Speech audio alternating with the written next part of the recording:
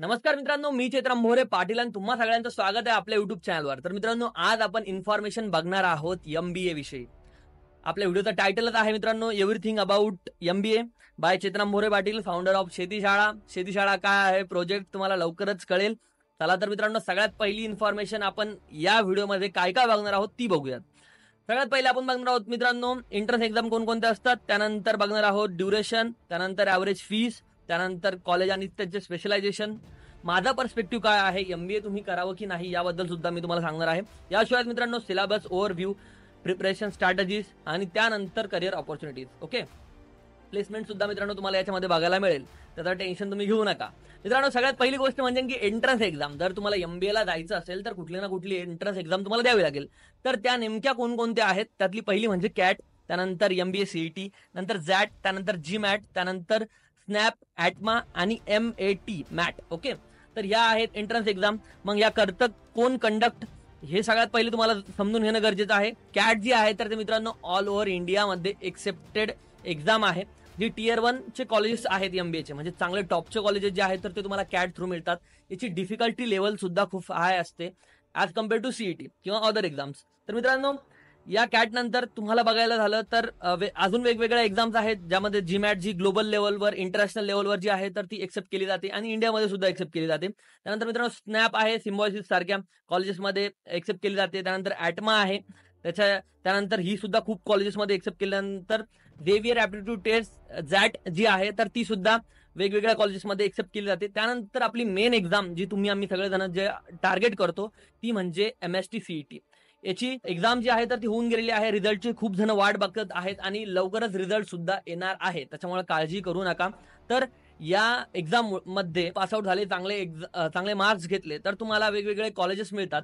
ह्या कॉलेजेसच्या बाबतीत तुम्हाला सांगायचं झालं, यामधले टॉपचे कॉलेजेस जे आहेत तर ते मी तुम्हाला या ठिकाणी इनलिस्ट करून दिलेले आहेत. सगळ्यात पहिली गोष्ट एक जाणून घेऊयात की ड्युरेशन किती असतं MBAचं. ऍटलिस्ट 2 इयर तुम्हाला MBAचं ड्युरेशन असतं. याची फीस जी आहे ती एकदा जाणून घ्या तुम्ही कितपर्यंत असते. फीस मित्रांनो तुम्हाला 20,000 पासून तर अगदी 40 लाखापर्यंत या 2 वर्षात मोजावे लागू शकतात. तुम्ही कोणत्या कॉलेजला तर तुम्ही डोनेशन थ्रू सुद्धा जाऊ शकता, किंवा काही कॉलेज असे की ज्याची मुळातच फीस हाय आहे. तुम्हाला काही ठिकाणी स्कॉलरशिप सुद्धा मिळते. कॉलेजेसला पुण्यामध्ये तर खूप विद्यार्थ्यांना आता मिळत आहे. ओके, तर खूप सगळ्या कॉलेजेसला तुम्ही जर CET थ्रू गेलात तर तुम्हाला तुमच्या कॅटेगरीची स्कॉलरशिप जी आहे तर ती मिळून जाते. त्याच्यामुळं तुम्ही स्कॉलरशिपचा फॉर्म भरणं गरजेचं असतं मित्रांनो. आणि अजून त्याच्यासाठी रिक्वायरमेंट असते की तुम्ही CET थ्रू त्या कॉलेजला गेला पाहिजे, डोनेशन भरून नको. ओके, अजून मित्रांनो, CET थ्रू मिळणारे टॉप कॉलेजेस कोणकोणते आहेत, CET थ्रू तुम्ही टार्गेट केल्या जाणारे हे कॉलेजेसची लिस्ट तुम्ही एकदा बघून घ्यावी. जमनालाल बजाज इन्स्टिट्यूट जे आहे, JVIMS हे कॉलेज आहे. हे कॉलेज टॉपचं मानलं जातं, हे IIM ला टक्कर देतं. ह्या कॉलेज नंतर सिडनम कॉलेज आहे, वेलिंगकर कॉलेज आहे. त्यानंतर मित्रांनो, हे 3 कॉलेजेस जे आहेत तर ते मी सारख्याच रँकला ठेवलेले आहे, ज्यामध्ये चेतनाथ झालं किंवा आपलंच कॉलेज आहे मित्रांनो. त्यानंतर MAT, त्यानंतर तुम्हाला पुंबा दिसेल त्याच्या खाली जर तुम्ही बघायला गेलं तर COEP, त्यानंतर मित्रांनो तुम्हाला इंदिरा दिसेल आणि बालाजी दिसेल. त्यानंतर बाकीचे कॉलेजेस आहेत पुण्यातले खूप सगळे, तुम्हाला DY पाटील असेल, रिम असेल, किंवा खूप सगळे कॉलेजेस आहेत पुण्यामध्ये, ज्या ठिकाणी तुम्ही ऍडमिशन जे आहे तर ते MST CET थ्रू घेऊ शकता. MBA बद्दल माझा पर्स्पेक्टिव्ह, मला तुम्हाला एवढंच सांगायचं आहे की MBA करायचं असेल तर टॉपच्या कॉलेजमधून करा. अदरवाईज बाकीच्या कॉलेजमधून MBA करून आणि नाही करून काहीही फायदा नाही. ओके, म्हणजे सारखंच आहे. जास्त करून एक्सपिरियन्स मॅटर करतो या फील्डमध्ये गेलात तर. मित्रांनो, अजून सिलेबस ओव्हरव्ह्यू कसा आहे MBAचा, तर वेगवेगळ्या फील्ड्स आहेत, जसं की फायनान्स असेल किंवा मार्केटिंग. आता तुम्हाला या स्क्रीनवर दिसत आहे की मार्केटिंगला कोणकोणते सब्जेक्ट्स किंवा कशा प्रकारचा सिलेबस असतो. तर अशा वेगवेगळ्या फील्ड्स आहेत, फायनान्स आहे, HR आहे, अजून खूप सगळे आहेत. तर तुम्हाला मार्केटिंगमध्ये जर स्पेशली बघायचं झालं तर मॅनेजमेंट कन्सेप्ट असेल, बिझनेस इन्व्हायरमेंट असेल, स्टॅटिस्टिकल अनालिसिस, आणि या सगळ्या जो तुम्हाला स्क्रीनवर डेटा दिसतोय हे सगळा झाला सिलेबस ओव्हरव्ह्यू. तुम्हाला याची PPT जी आहे तर भेटून जाईल आपल्या टेलिग्राम चॅनलवर शेतीशाळाच्या, किंवा माझ्या व्हॉट्सअप ग्रुपवर सुद्धा. त्याची लिंक जी आहे तर ती तुम्हाला डिस्क्रिप्शनमध्ये मिळून जाईल. त्यासाठी तुम्हाला लवकरात लवकर त्या ठिकाणी जॉईन व्हायचं आहे नवीन नवीन अपडेटसाठी. मित्रांनो, पुढं म्हणजे की प्रिपरेशन तुम्ही कसं करावं या MBAच्या एक्झामसाठी, कॉम्पिटेटिव्ह एक्झामसाठी. तर तुम्हाला कॅट असेल किंवा MST CET ZAT कोणत्याही एक्झामला जायचं असेल तर तुम्हाला ह्या 3 बाबींकडे खूप लक्ष देणं गरजेचं आहे. सगळ्यात पहिली गोष्ट म्हणजे verbal ability, and reading comprehension. त्यानंतर मित्रांनो क्वांट अँड रिझनिंग या 2 गोष्टी ज्या आहेत याला आपण 70% व्हॅल्यू देऊ आणि व्हर्बल ॲबिलिटी ज्या आहेत याला तुम्ही 30% व्हॅल्यू देऊ शकता.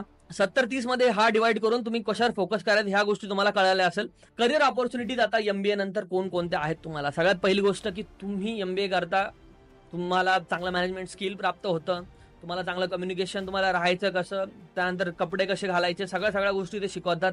कसं तुमच्या पर्सनॅलिटीचा इम्पॅक्ट पडू शकतो या सगळ्या गोष्टी ज्या आहेत तर त्या ठिकाणी शिकवल्या जातात. आणि बिझनेस मागच्या केस स्टडीज ज्या आहेत कशा प्रकारे असतात किंवा कशी स्ट्रॅटेजी अवलंबली तर तुमचा ग्रोथ होऊ शकते या सगळ्या गोष्टी असतात. पण ह्या सगळ्या गोष्टी घेऊन तुम्ही स्वतःचा स्टार्टअप चालू करू शकता. सगळ्यात पहिली गोष्ट म्हणजे ओके.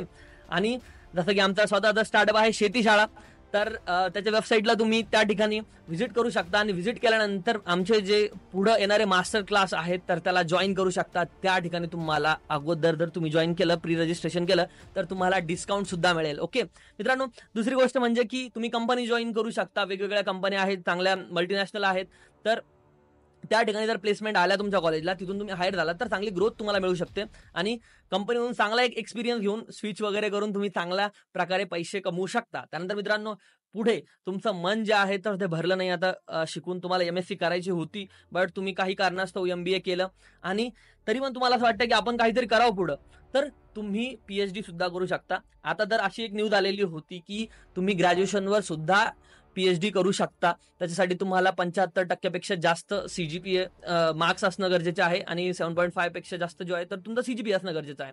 तर या सगळ्या गोष्टी आहेत. तर तुम्ही पुढे मित्रांनो रिसर्चमध्ये जाऊ शकता, सायंटिस्ट वगैरे होऊ शकता, जे तुम्हाला व्हायचं ते होऊ शकता. अशा काही करिअर ऑपॉर्च्युनिटीज आहेत आणि त्या एक्सप्लोअर केल्यानंतर मित्रांनो सगळ्यात महत्त्वाची गोष्ट येते की प्लेसमेंटच्या बाबतीत. मित्रांनो प्लेसमेंट जे आहे तर त्याच्या बाबतीत सांगायचं झालं तर IIM सारख्या कॉलेजेसचे सुद्धा काही लोकांना प्लेसमेंटच मिळाल्या नाहीत.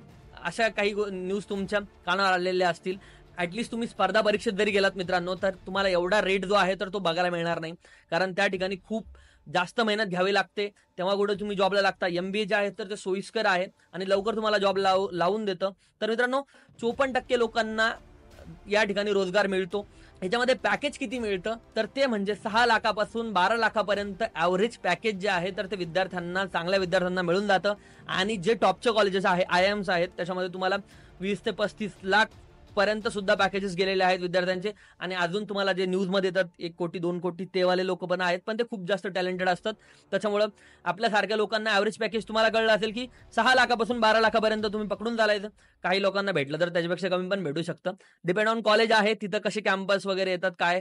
तर मित्रांनो अशी होती आजची इन्फॉर्मेशन. आय होप तुम्हाला आवडली असेल. आणि जर तुम्हाला आवडली असेल तर तुमच्या भावाच्या चॅनलला लाईक करा. आपल्या नवनवीन व्हिडिओसाठी चॅनलला सबस्क्राईब जर तुम्ही केलेलं असेल ऑलरेडी तर या व्हिडिओला एक सबस्क्राईबच्या बाजूला एक बेल बटन असतं, घंट्याचं बटन, तर ते तुम्ही दाबायला विसरू नका, जेणेकरून येणारे नवीन अपडेट तुम्हाला सगळ्यात अगोदर मिळेल. आणि भेटूया पुढच्या व्हिडिओमध्ये. जय हिंद, जय महाराष्ट्र.